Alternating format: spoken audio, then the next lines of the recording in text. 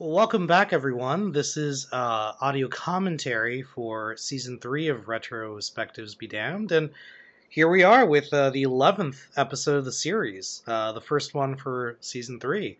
So here I dedicated a little bit of the opening to kind of resolve the cliffhanger we had at the end of season 2, which again, this is all just kind of like continuing the plot I laid out for the 25 episodes, the volume 1 run.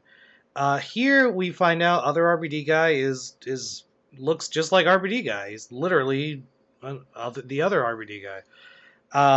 And we establish here he takes over the show, and apparently my wife makes a cameo here. She was pregnant, I believe. Oh wait, no, she wasn't pregnant. No, that was later on.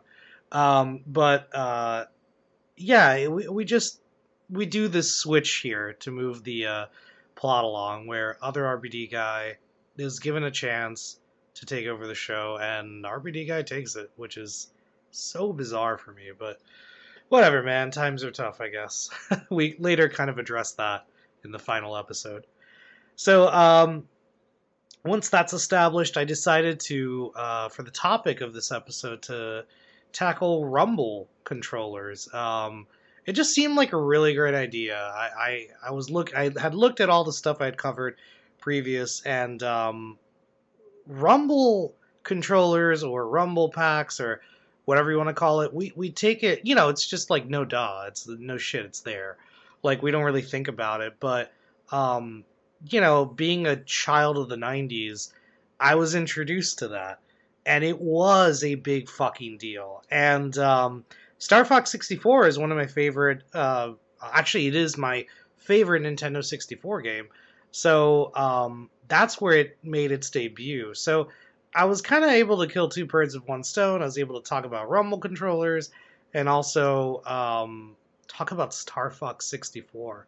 So again, just a really cool way to talk about it, and also mention some Hideo Kojima later with Metal Gear Solid and the DualShock, which was really my first experience with PlayStation Rumble.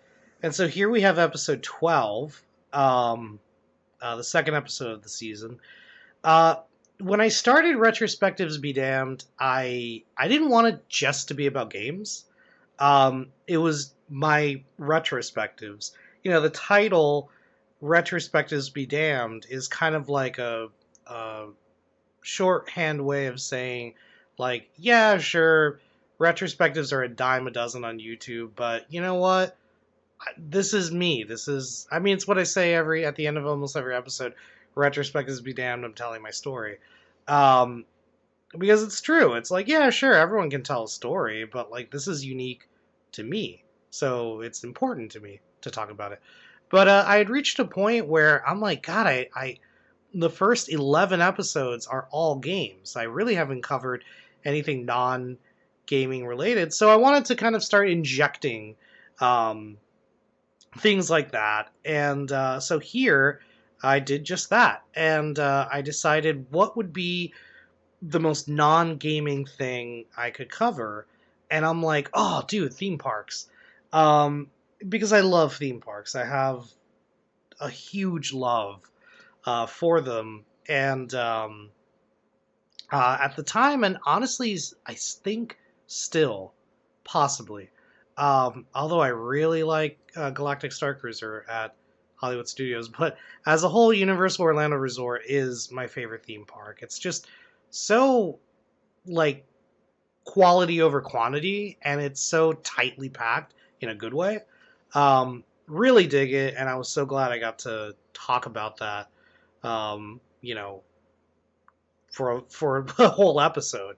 So I kind of upset I never did another theme park themed episode, but if I had to do one, I'm glad it was this one.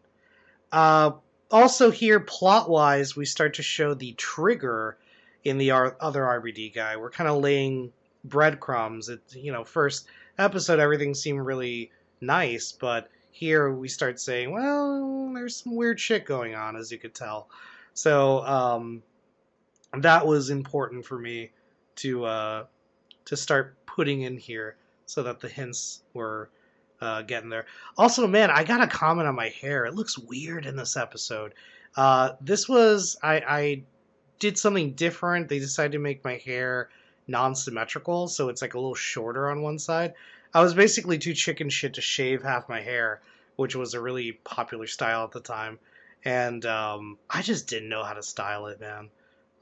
So yeah, it looks kind of weird here. That was the first thing I noticed when I started rewatching this episode.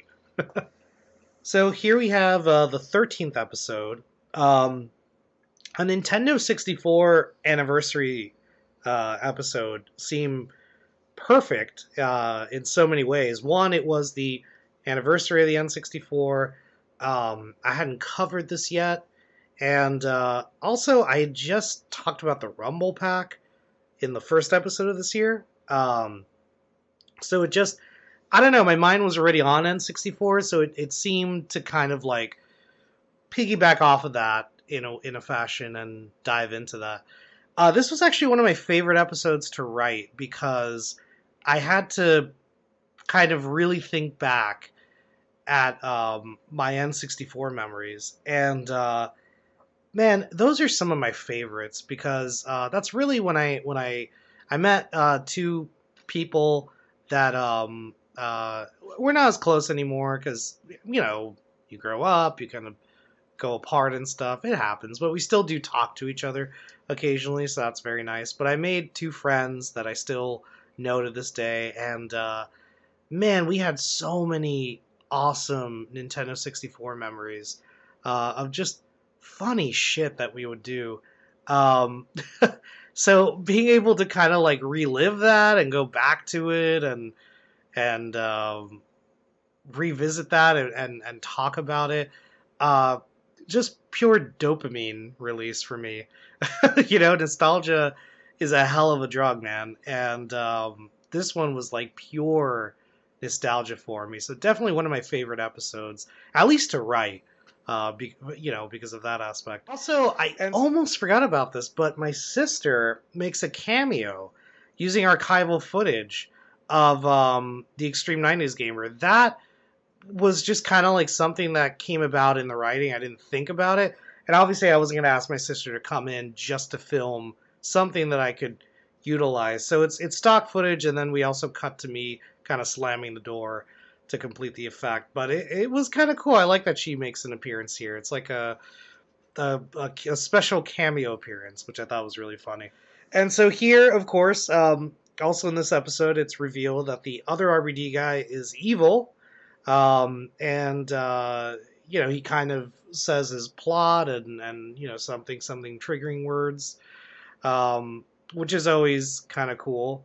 And also we have the horrible special effect at the end of the episode, which is just, ugh.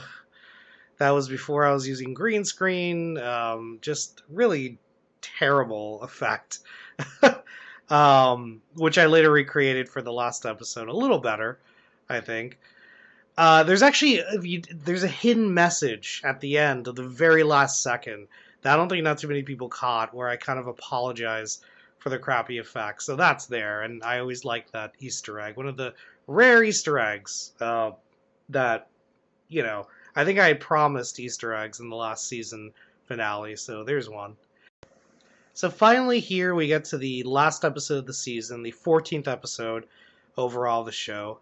Here the other RBD guy, which his name stands for Rumors Be Damned guy, takes over the show. So, of course, the topic would be Rumors Be Damned, which is something I would never do. I don't have a problem with shows that deal with rumors or anything like that. I just like there's a few kinds of YouTube type shows. There's some that are very disposable, which is like it's like the hot take of the week sort of thing, and it's fun sometimes to look back at those and see what could have been or what people were thinking. But in the case of this show, I just didn't really want to do that. I didn't want to talk about rumors or things that were coming up because um, I kind of wanted to go for what the second type of YouTube videos are, which are the ones that you could revisit a lot if you want to just see it for fun. There's a lot of retrospective videos out there, or like history of, or just entertaining things that you can go back and rewatch. And that's what I really wanted Retrospectives Be Damned to be. So if this guy was going to take over my show, I knew that I wasn't going to ever do something like this. So the whole kind of call for this episode was let's do the opposite of what I normally do. And that's exactly what I did, which was, in a way, kind of fun, but also it showed me, like, a lot of these rumors turned out to either not be true or it just was confirmed, and, like, who the fuck cares, sort of thing. So, for Drunk Max here, he makes an appearance, which was really fun. This was planned from the beginning. I love the character so much, and he's a great Deus Ex plot device. So I knew this is what he was going to do in this episode to get rid of the bad guy.